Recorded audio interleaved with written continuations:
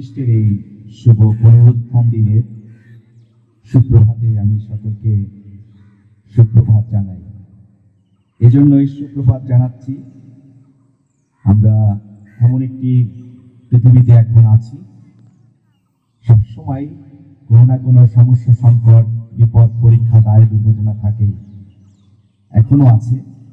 গত বৎসর এবং এবছর ব্যাপী আমরা সেই করোনার মধ্যে আছি এবং প্রতিদিন সকালে আমরা কত দুঃসংবাদ শুনি এবং সামগ্রিকভাবে আমাদের কোনো সকালেই সকলের জন্য শুভ নয়, ঠিক না? হয়তো কারোর জন্য শুভ, আবার কারোর জন্য শুভ না। সামগ্রিকভাবে বলতে গেলে পর আমাদের কোনো সকালেই সুপ্রভাত বয়ে আনে না, কিন্তু আজকের এই সুপ্রভাত সকল মানুষের জন্য সুপ্রভাত। কারণ প্রভু যীশু খ্রিস্ট তিনি মানব জাতির প্রায়শ্চিত্ত সাধনের জন্য এই জগতে এসেছেন।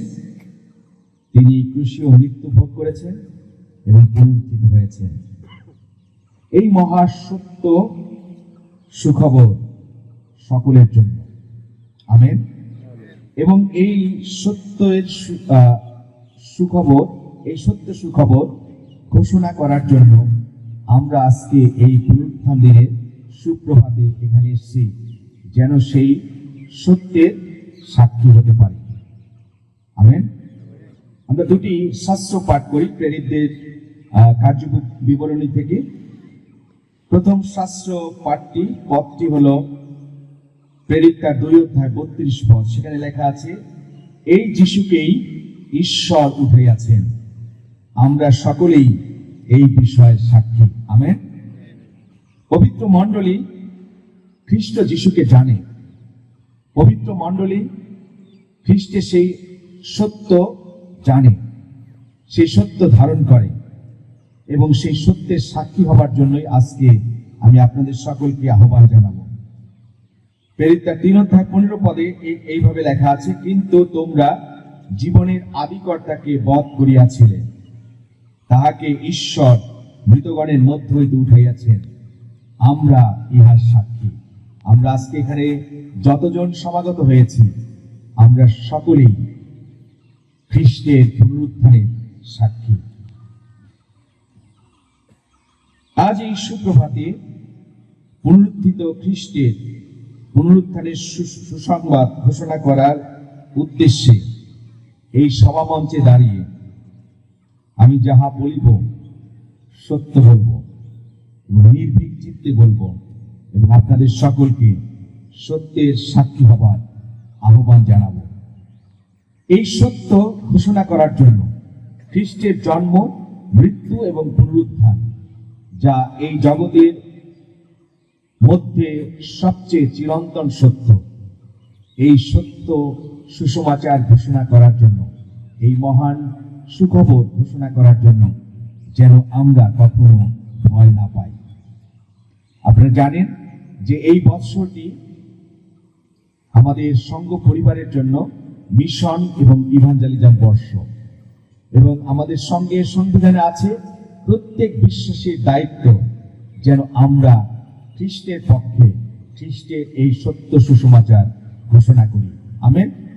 তাই সকলের জন্য এই সুপ্রভাত শুভ হোক, আনন্দের হোক, এবং সকলেই যেন আমরা সত্যের সাক্ষী হতে পারি মনে প্রাণে, সেই দৃঢ় প্রত্যয় যেন আজকে আমরা ধারণ করি। পুনরুত্থিত খ্রিস্টকে সেই প্রাতঃকালে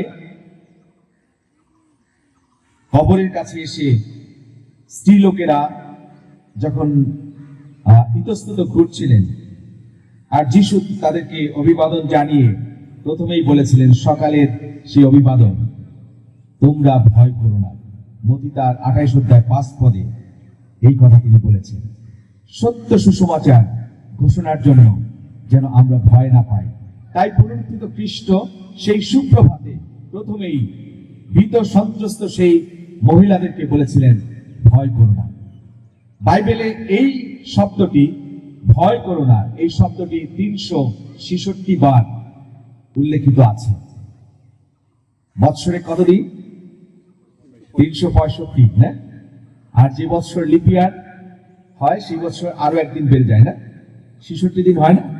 তাই প্রতিদিনের জন্য একবার করে পুনরুত্থিত খ্রিস্টের এই অভয়বাণী সমগ্র বিশ্ব মানবের জন্য, বিশ্বত খ্রিস্ট মণ্ডলীর জন্য, যে খ্রিস্ট মণ্ডলীর কাছে খ্রিস্ট প্রকাশিত হয়েছেন, যে মণ্ডলীকে খ্রিস্ট আশীর্বাদ যুক্ত করেছেন, সমস্ত কর্তৃত্ব পরাক্রম প্রভুত্ব দান করেছেন, এবং সেই মণ্ডলীর মস্তক রূপে যে খ্রিস্ট রয়েছেন, তার প্রতিদিনের অভয়বাণী মণ্ডলীর জন্য ভয় করো না। প্রিয়জন, সত্যের সাক্ষী হবার জন্য যেন আমাদের কোনো ভয় না থাকে, আমাদের যেন কোনো সংকোচ না থাকে। আমরা যেন আজকে, আমি মুখটা খুলে রেখেছি এ কারণেই যেন সবাই আপনারা মুখে মাস্ক দিয়ে আসছেন। সরি, আমি দিয়ে আসি নেই, আমি আমার মুখটা দেখাতে চাই এবং খ্রিস্টের সত্য সাক্ষী হবার জন্য, এই সাক্ষ্য ঘোষণার জন্য আমাদের মুখটা খুলে দেওয়া প্রয়োজন।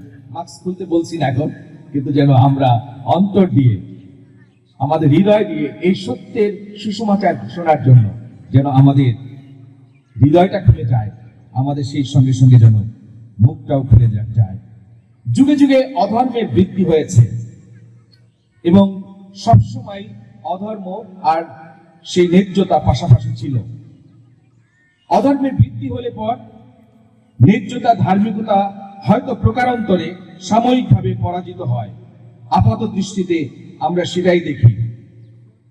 আমরা দেখেছি সেই হবকুকের সেই ভারবাণী ঈশ্বরের কাছে তিনি বলেছেন, যখন ধার্মিকরা অধার্মিক দ্বারা নির্যাতিত হয়েছে, যখন অধর্মের বৃদ্ধি পেয়েছে। আমরা সেই আশপের কথাও জানি, 73 গীতে তিনি সেখানে তার আক্ষেপের কথা লিখেছেন। অধার্মিক লোকেরা তারা কত স্বাচ্ছন্দ্যের মধ্য দিয়ে জীবন যাপন করে। আমরাও কখনো কখনো হতাশ হই, নিরাশ হই, যখন আমাদের চারপাশে অন্যায্যতা দেখি, অধর্ম দেখি। যদিও সাময়িকভাবে এই অধর্মের বৃদ্ধি পায়, অন্যায্যতা বৃদ্ধি পায়, কিন্তু ধার্মিকতা পরক্ষণেই সেই সমহিমায় পুনরুত্থিত হয়। যিশু সময়কালে সেই রোমীয় শাসকরা, জিহুদি নেতৃবৃন্দ, তারা হিংসা এবং ধর্মান্ধতার কারণে খ্রিস্টকে ক্রুশে মৃত্যু যন্ত্রণা দিয়ে মেরে ফেলেছিল। আপাত দৃষ্টিতে সেই দিন অধর্মের জয় হয়েছিল এবং তারা প্রকারান্তরে খুশি ছিলেন। তারা এইটাও করেছিলেন, যখন লোকেরা এসে বলল, মহাশয়, এই লোকটি জীবিত থাকতে এই কথা বলেছে যে তিনি আবার পুনরুত্থিত হবেন, তো তার মৃত্যু হয়েছে, কবরে রাখা হয়েছে, যদি তার শিষ্যরা এসে সেই দেহ চুরি করে নিয়ে যায়, তাইলে প্রথম ভ্রান্তি অপেক্ষা শেষ ভ্রান্তি আরো ভয়াবহ হবে। তখন রোমীয় সম্রাটরা বললেন, তোমাদের কাছে তো প্রহরী দল আছে, তোমরা প্রহরী নিযুক্ত করো। শুধু প্রহরী নিযুক্ত করে না, কিন্তু সেই কবর মুদ্রাঙ্কিত করা হয়েছিল। অধর্মের দ্বারা, অসত্যের দ্বারা, মিথ্যার দ্বারা সত্য আজ যেন পরাজিত। কিন্তু কি হয়েছে? সত্য সবসময় সত্য এবং সত্য সবসময় পুনরুত্থিত হবেই, সত্য সবসময় প্রকাশিত হবেই। তার প্রমাণ, খ্রিস্ট যিশুকে সেই কবর ধরে রাখতে পারেনি। মুদ্রাঙ্কিত কবর, সত্য চাপা দেওয়া সেই কবর, সেই পাথর, সেটি সরে গেছে। শতাব্দীর পর শতাব্দী ব্যাপী পুনরুত্থিত খ্রিস্টের এই মহা পরাক্রম বাণী তার এই সত্যের সাক্ষী হবার জন্য সত্য অনুসন্ধানকারীদের মহা শক্তিশালী করেছে। তারা নির্ভীক হয়েছে, তারা ভয় করেনি এই সত্য সুসমাচার ঘোষণা করার জন্য। যদিও তারা নির্যাতিত হয়েছে, নিষ্পেষিত হয়েছে প্রাথমিক মণ্ডলীর যুগে, আমরা তাই দেখেছি। এবং এখনো মণ্ডলীর মধ্যে এখনো দেখবেন মাঝে মাঝে অধার্মিকতা, অসত্য এত ব্যাপকভাবে বৃদ্ধি পায় যে ধার্মিকরা নিগৃহীত হয়। কিন্তু এটি সাময়িক, সত্য পুনরুত্থিত হবেই। খ্রিস্ট সেই প্রমাণ তিনি রেখেছেন এবং সেই বিশ্বাস যেন আমাদের সকলের থাকে। যদি সত্যকে ধারণ করি, যদি সত্যের পক্ষে থাকি, যদি সত্যকে প্রচার করি, যদি সত্যের সাক্ষী হই, ভয় নাই। বলা হয়েছে ভয় করো না। যুগে যুগে সেই সত্যের সাক্ষী হবার জন্য চারপাশের মিথ্যার আবর্তে আবর্তিত হয়েও তারা নির্বিঘ্নে নির্ভয়ে দাঁড়িয়েছে। যদি আমি উদাহরণ দিই, সেই প্রাথমিক মণ্ডলীর শিষ্যবর্গ, প্রেরিতগণ, ভিক্টর হুগো, এমিলি জোলা, বিশপ পলিকার, এমনি কোটি কোটি বিশ্বাসী বর্গ যারা সত্যের পক্ষে দাঁড়িয়েছে। যদিও পৃথিবীতে পাশাপাশি অধর্ম আছে, অসত্য আছে।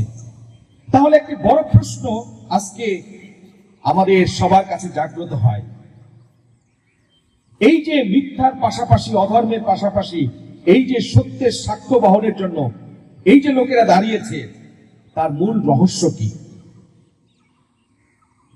বিখ্যাত সুসমাচার প্রচারক ডক্টর বিলি গ্রেহাম তিনি একটা সুন্দর কোটেশন দিয়েছেন। তিনি বলেছেন, ঘরের দরজা যেমন কবজার উপর দাঁড়িয়ে ঘোরে, তেমনি খ্রিস্টীয় বিশ্বাস খ্রিস্টের মৃত্যু ও পুনরুত্থানের সত্যের ভিত্তির উপর দাঁড়িয়ে আবর্তিত হয়। আবার আজকে প্রাণের প্রার্থনা, এই শুভ সকালের শুভ কামনা যেন এখানে সমাগত সকল বিশ্বাসীর জীবন যেন পুনরুত্থিত খ্রিস্টের সেই পুনরুত্থানের শক্তির উপরে দাঁড়িয়ে যেন আবর্তিত হয়। এই মিথ্যা এবং অধর্মের জগতের মধ্যে যেন মণ্ডলী যেন সেই সত্যের পক্ষে দাঁড়িয়ে যেন তাদের জীবন চালিত হয়, গতিয়মান হয় সত্যের সুসমাচার ঘোষণার জন্য। খ্রিস্টের পুনরুত্থান হলো ভয়কে জয় করার মহা উৎসব। আজকে সেই উৎসব আমরা উদযাপন করছি। খ্রিস্টের পুনরুত্থান হলো বিশ্বাসীর দুর্বলতাকে মহাশক্তিতে রূপায়িত করার মহা উৎসব। আজকের এই শুভ সকালে আমাদের বিশ্বাসের দুর্বলতার জায়গাগুলো খ্রিস্টের পুনরুত্থানের শক্তিতে, মহাশক্তিতে রূপায়িত হোক। আজকে আমাদের এই শুভ সকাল, খ্রিস্টের পুনরুত্থানের এই শুভ সকাল, আমাদের হৃদয়ে সুসমাচার ঘোষণার যে ভীত সন্ত্রস্ত ভাব রয়েছে, সেই ভাবগুলো দূর হোক, যেন আমরা সত্যের সাক্ষী রূপে সত্যের সেই সুসমাচার মানুষের কাছে যেন তুলে ধরতে পারি। যেন সত্যময় ঈশ্বর যেন তিনি জগতের কাছে প্রকাশিত হন। যারা ধর্মান্ধতায় ভুগছে, যারা ধর্মান্ধতার মধ্যে জীবন যাপন করছে, যারা সেই দেওয়ালের মধ্য থেকে বের হতে পারছে না, তাদের কাছে যেন আমরা সেই সত্যের সাক্ষী রূপে যেন সত্য সাক্ষ্য বহন করতে পারি। আমার বাড়ি বরিশাল, এবং বরিশালে একটা জায়গা আছে, সেই জায়গাটার নাম আপনারা হয়তো অনেকে শুনেছেন। সেই জায়গাটার নাম কাশীপুর। শুনেছেন না? কাশীপুরে আগে মানে ভাড়া করা সাক্ষী পাওয়া যেত, এবং যখন দূর দূরান্ত থেকে, এখনকার সময় বলছি না, কিন্তু যখন গাড়ি ঘোড়া ছিল না, যখন গয়নায় লোকেরা সেই শহরে মহকুমায় যখন মামলা চালাতে আসতো, তখন সেই গ্রাম থেকে সাক্ষী নিয়ে আসা খুব ব্যয়বহুল ছিল।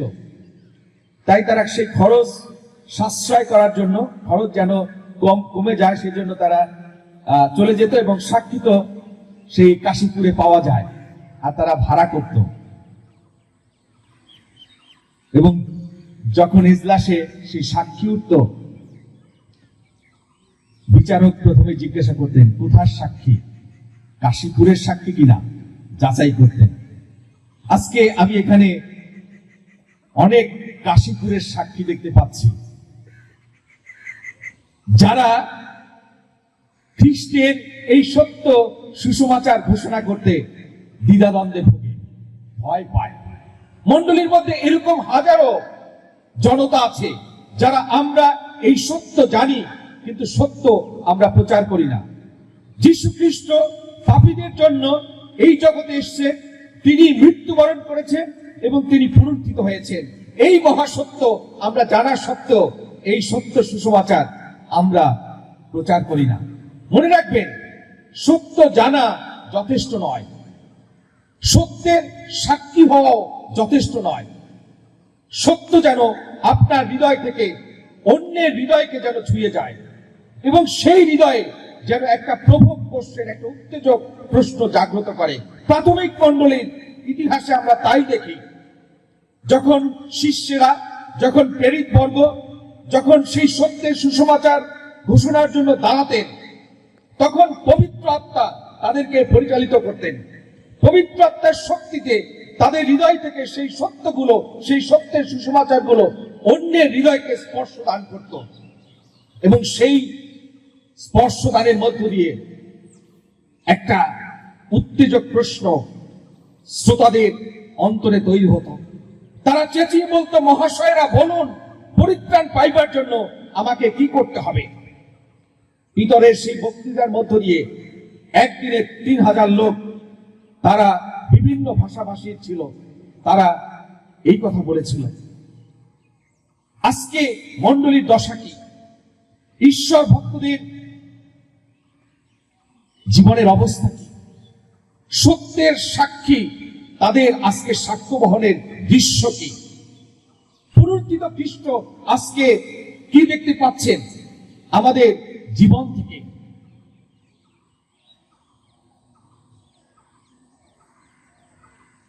তারা এইভাবে বলছিলেন প্রকাশ্যে, জনসমক্ষে সাধু পিতর শিষ্যদের সঙ্গে দাঁড়িয়ে বলছিলেন, বিপদগামী আর ধর্মান্ধ লোকবৃন্দ তাদের চোখে আঙ্গুল দিয়ে পুনরুত্থিত খ্রিস্ট বিষয়ের সেই সত্য সুসমাচার তিনি তাদেরকে দর্শন করিয়েছিলেন।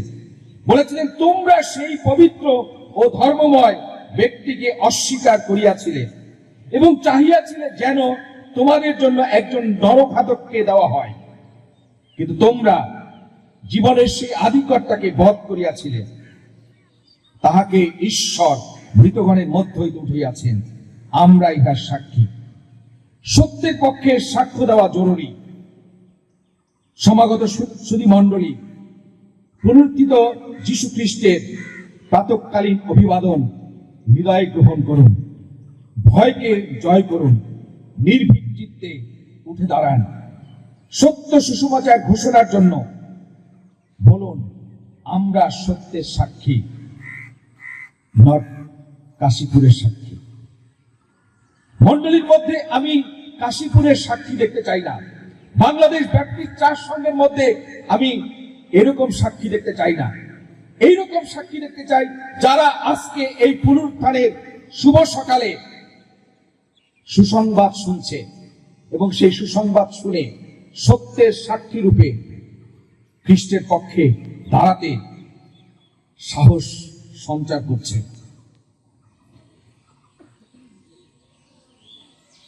খ্রিস্টের দুঃখভোগ ও পুনরুত্থানের বিষয় বাইবেলের শক্তিশালী সাক্ষ্যগুলো আমি এখন তুলে ধরতে চাচ্ছি, যেন আপনারা আরো শক্তিশালী হতে পারেন। পবিত্র বাইবেলের পুরাতন এবং নূতন নিয়মের প্রায় 175 বার খ্রিস্টের দুঃখভোগ, মৃত্যু ও পুনরুত্থানের বিষয় নিয়ে বর্ণিত হয়েছে, লেখা হয়েছে। এর মধ্যে সবচেয়ে বেশি সুসমাচারগুলোতে মার্কলিখিত সুসমাচারের প্রায় 37 ভাগ যীশু খ্রিস্টের এই মৃত্যু পুনরুত্থানের বিষয় লেখা। জন লিখিত সুসমাচারে সবচেয়ে বেশি 42 ভাগ খ্রিস্টের এই মৃত্যু এবং পুনরুত্থানের বিষয় লেখা হয়েছে। অনুরূপভাবে লূক লিখিত সুসমাচারের প্রায় 27 ভাগ এবং মতি লিখিত সুসমাচারের 28 ভাগ খ্রিস্টের দুঃখভোগ আর পুনরুত্থানের এই সত্য ঘটনার পূর্ণ বিবরণ রয়েছে। ট্রেডিশনাল বা ধর্মান্ধতার অন্ধতার কারণে শোল খ্রিস্টের পুনরুত্থানের একদা বিশ্বাসী ছিলেন না, আমরা সে কথা জানি। যার কারণে তিনি প্রকৃত খ্রিস্ট বিশ্বাসীদেরকে, যারা সত্যের পক্ষে দাঁড়িয়েছিলেন, যারা সত্যের পক্ষে সাক্ষ্য বহন করছিলেন, তাদেরকে নির্যাতন করার জন্য, তাদেরকে ধরে আনার জন্য সেই দমেশকের পথে জেরুজালেম থেকে তিনি যাচ্ছিলেন, এবং সেই জেরুজালেম মণ্ডলীর সেই অনুমতি পত্র তার হাতে ছিল। কিন্তু দমেশকের পথে যখন তিনি সেই দর্শন পান, খ্রিস্ট যিশু, পুনরুত্থিত খ্রিস্ট যিশু যখন তাকে দেখা দেন, তিনি অন্ধ হয়ে যান। সেই ঘটনা আমরা জানি। এবং অরণ্যকে বলা হয়েছিল, তুমি যাও, তার জন্য প্রার্থনা করো। আর তিনি বলছিলেন, আমি জানি প্রভু, সে কত কঠিন লোক, আমি যাব না। আর পুনরুত্থিত যিশু তাকে বলেছিলেন, তুমি যাও, আমি দেখাইয়া দিব সুসমাচারের জন্য, খ্রিস্টের জন্য তাকে কত ক্লেশ ভোগ স্বীকার করতে হয়। আমেন। আমাদের খ্রিস্ট জীবনে সত্য সাক্ষ্য বহনের জন্য ক্লেশ ভোগ, তাড়না আসবে। সেজন্য যেন আমরা ভীত না হই, সন্ত্রস্ত না হই, যেন প্রতিদিন প্রভুর এই কথা জানি, ভয় করো না। সত্য সুসমাচার ঘোষণার জন্য যেন আমরা ভয় না করি। এই শৌল তিনি প্রেরিত পৌলে পরিণত হলেন। সুসমাচার নিয়ে 3টি প্রচার যাত্রায়, কখনো কখনো বলা হয় 4টি প্রচার যাত্রায় তিনি গিয়েছেন। আর এই প্রচার যাত্রায় গিয়ে তিনি কত দুর্বিষহ কষ্ট স্বীকার করেছেন খ্রিস্টের পক্ষে সত্য সুসমাচার ঘোষণার জন্য। তার জীবনের সাক্ষ্য, দুঃখ ভোগ স্বীকার করার জন্য যে শক্তিশালী সাক্ষ্য তিনি দিয়েছিলেন, তিনি বলেছেন, আমি খ্রিস্টের পক্ষে দুঃখ ভোগ স্বীকার করিয়াছি। তিনি গালাতীয় তার 2:20 বলেছেন, খ্রিস্টের সঙ্গে আমি ক্রুশারোপিত হইয়াছি। কলসীয় 2:20 তিনি উল্লেখ করেছেন, খ্রিস্টের সঙ্গে আমি মরিয়াছি। রোমীয় 4:6 তিনি উল্লেখ করেছেন, খ্রিস্টের সঙ্গে আমি কবর প্রাপ্ত হইয়াছি। কলসীয় 3:1 তিনি উল্লেখ করেছেন, খ্রিস্টের সঙ্গে আমি পুনরুত্থিত হইয়াছি এবং খ্রিস্টের সঙ্গে আমি জীবিত আছি, খ্রিস্টের সঙ্গে আমি গৌরব প্রাপ্ত হয়েছি।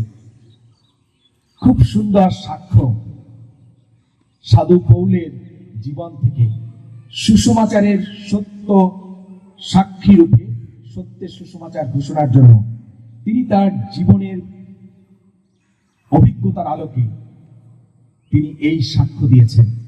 আজকের এই পুনরুত্থান দিনের শুভ সকালে আপনাদের সকলের কাছে আমার একটি প্রশ্ন, আপনার আমার জীবনের সাক্ষ্য কি? খ্রিস্টের জন্য, খ্রিস্টের সুসমাচারের সত্য ঘোষণার জন্য আপনার আমার জীবনের অভিজ্ঞতার সেই সাক্ষ্য কি? কোন সাক্ষ্য আছে? কি করেছি? কতবার এই পুনরুত্থান পর্ব পালন করেছি, কতবার খ্রিস্টের পুনরুত্থানের সাক্ষী হয়েছি, কতবার এই পুনরুত্থানের পরাক্রমশালী বাক্য শুনেছি। কিন্তু আজকে আপনার আমার জীবনের সাক্ষ্য কি? খ্রিস্টের জন্য আপনি আমি কি করেছি, কতটুকু করেছি? নাকি আজকেও ভয়ে জড়সড় হয়ে আছি, যেমন ভাবে সেই শিষ্যরা যিশুর মৃত্যু হলে পর, ক্রুশে দিলে পর, তারা সেই ঘরে দরজা বন্ধ করে এক জায়গায় জড়সড় হয়ে বসেছিলেন। ব্যাপটিস্ট মণ্ডলী, বিশ্বাসী বর্গ কি আজও সেই ঘরে ভিতর দিয়ে দরজা বন্ধ করে খিল লাগিয়ে বসে আছে?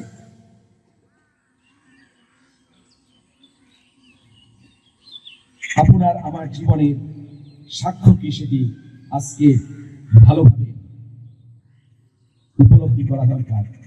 সাধু পৌল এও বলেছেন, অন্তরে বিশ্বাস করে যে ঈশ্বর প্রভু খ্রিস্টকে মৃত্যু থেকে জীবিত করে তুলেছেন, তবে সে পরিত্রাণ পাইবে। আজ অপরিত্রাণ প্রাপ্তদের হৃদয়ের কাছে পরিত্রাণ গ্রহণের নিমন্ত্রণ জানানোর দায়িত্ব পরিত্রাণ প্রাপ্ত এই বিশ্বাসী মণ্ডলী। শুধু মিশন ইভাঞ্জেলিজম বর্ষ ঘোষণা করাই যথেষ্ট নয়, কিন্তু সেই সত্য সুসমাচার ঘোষণার জন্য সঙ্গের একটা বড় দায়িত্ব মণ্ডলীকে জাগ্রত করা। আজকে আমি এসেছি এখানে, আপনারা নিমন্ত্রণ করেছেন। এই নিমন্ত্রণ গ্রহণের উদ্দেশ্য যেন পুনরুত্থানের সকালে চন্দ্রকোনা ব্যাপটিস্ট মণ্ডলীর খ্রিস্ট ভক্তদেরকে জাগ্রত করা যায়। কত সুযোগ আছে এই পার্বত্য অঞ্চলে। আমি পার্বত্য অঞ্চলের একেবারে গভীর অঞ্চলেও গিয়েছি, প্রত্যন্ত অঞ্চলগুলোতে গিয়েছি। সুসমাচারের সে সত্য জানার জন্য কত অপরিত্রাণ প্রাপ্ত লোকেরা এখনো রয়েছে। তাদের কাছে সেই সত্য সুসমাচার তুলে ধরা আমাদের একটা বড় দায়িত্ব। এত বড় সহায় সম্পদ, এত বড় মণ্ডলী, এত বড় হসপিটাল এই অঞ্চলে। আজকে 114 বৎসর প্রায় এই হসপিটাল স্থাপিত হয়েছে।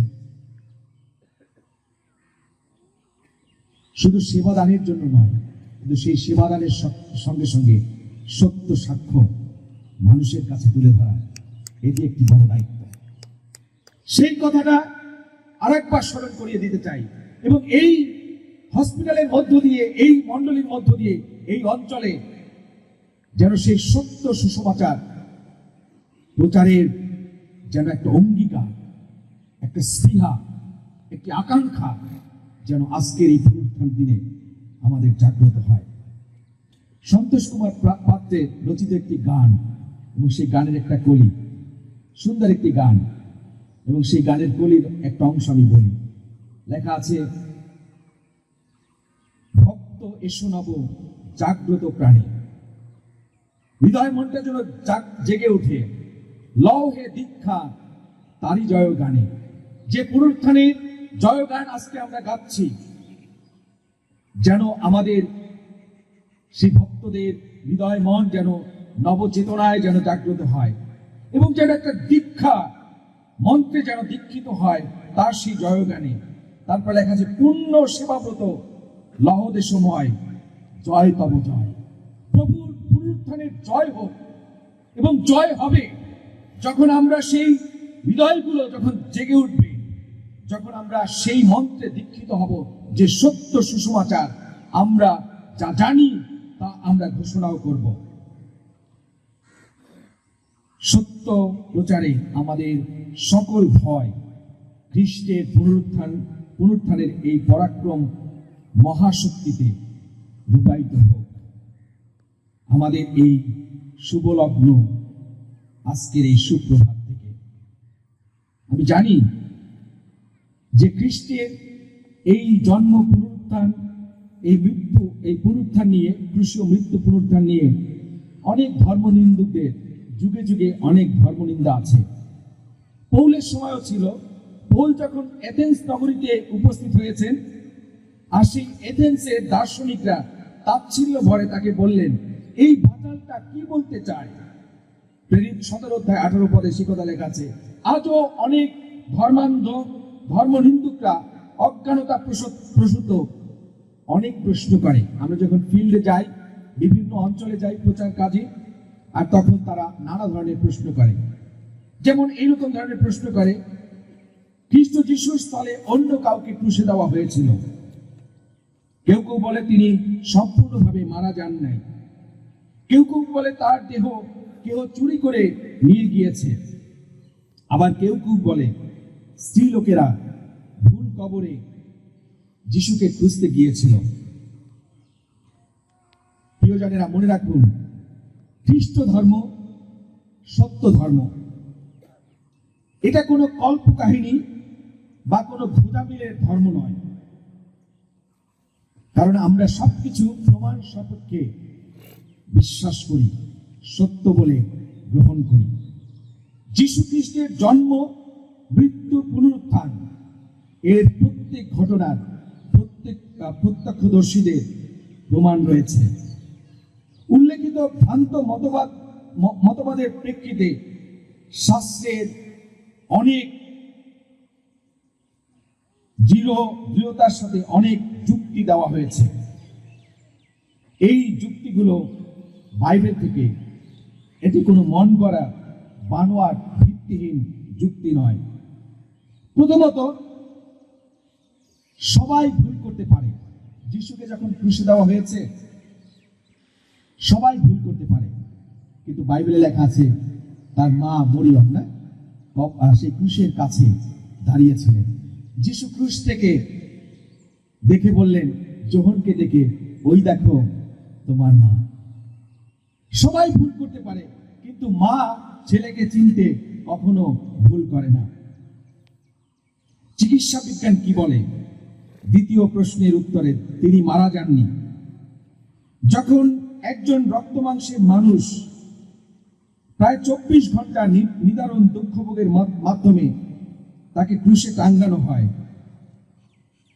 এবং সেখানে যখন তার কুক্ষি দেশে যখন সেই ফলা দিয়ে আঘাত করা হয়, যখন রক্তের পরিবর্তে জল বেরিয়ে আসে, তখন কি প্রমাণিত হয়? মারা গেছে না? এবং তারপরে 3 দিন তাকে কবরে রাখা হলো এবং মুদ্রাঙ্কিত করে রাখা হলো, যেখানে অক্সিজেন নেই। তাই এই সকল যুক্তি অবান্তর। তৃতীয়, যেখানে রোমান সম্রাটরা এবং জিহুদীর নেতারা তার বিপক্ষে ছিলেন এবং অন্যায়ভাবে তার মৃত্যুদণ্ড কার্যকর করেছিলেন, তারপর তার কবরটা মুদ্রাঙ্কিত করা হয়েছিল এবং পাহারা নিযুক্ত করা হয়েছিল, সেই ক্ষেত্রে কিভাবে তার দেহ চুরি করে নিয়ে যেতে পারে? এবং বলা হয়েছে যে ভুল কবরে তারা গিয়েছিলেন। মতিলিখিত সুসমাচার তার 28 অধ্যায় 1 থেকে 10 পদ যদি আমরা পড়তাম, সেখানে খ্রিস্টের পুনরুত্থান বিষয়ক ঘটনা রয়েছে। অতি প্রত্যুষে মগদলিনী মরিয়ম সহ অন্য স্ত্রী লোকেরা কবর দেখতে এসেছিলেন। তখন ভূমিকম্প হলো, স্বর্গদূত নেমে আসলেন এবং কবরের মুখ থেকে যে পাথরখানা সরিয়ে দিলেন, আর বললেন, ভয় করিও না, কারণ আমি জানি তোমরা ক্রুশহত যিশুর অন্বেষণ করিতেছ। তিনি এখানে নাই, কারণ তিনি উঠিয়াছেন, যেমন তিনি বলিয়াছিলেন। আইস, প্রভু যেখানে শুইয়াছিলেন সেই স্থান দেখো। মানুষ মিথ্যা বলতে পারে, প্রবঞ্চনাও করতে পারে, ভ্রান্তির পথে নিয়ে যেতে পারে, কিন্তু স্বর্গদূত কি মিথ্যা বলবেন? মানুষের সঙ্গে প্রবঞ্চনা করবেন?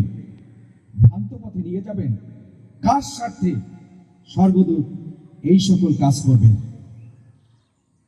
প্রিয়জনেরা, বিবেচনা করুন।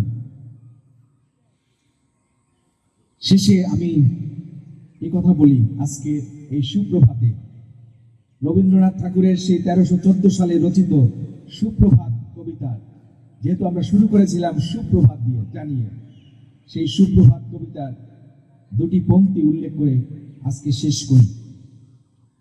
লেখা আছে, ভালোই হয়েছে প্রভাত এসেছে, মেঘের সিংহ বাহনে মিলন যজ্ঞে অগ্নি জ্বালাবে, বজ্র শিখার দাহনে তিমির রাত্রি পোহায়, মহাসম্পদ তোমারে লভিব সব সম্পদ খোয়ায়, মৃত্যুরে লব অমৃত করিয়া তোমার চরণ ছোঁয়ায়, উদয়ের পথে শুনি কার বাণী, ভয় নাই ওরে ক্ষয় নাই, নিঃশেষে প্রাণ যে করিবে দান, ক্ষয় নাই তার ক্ষয় নাই।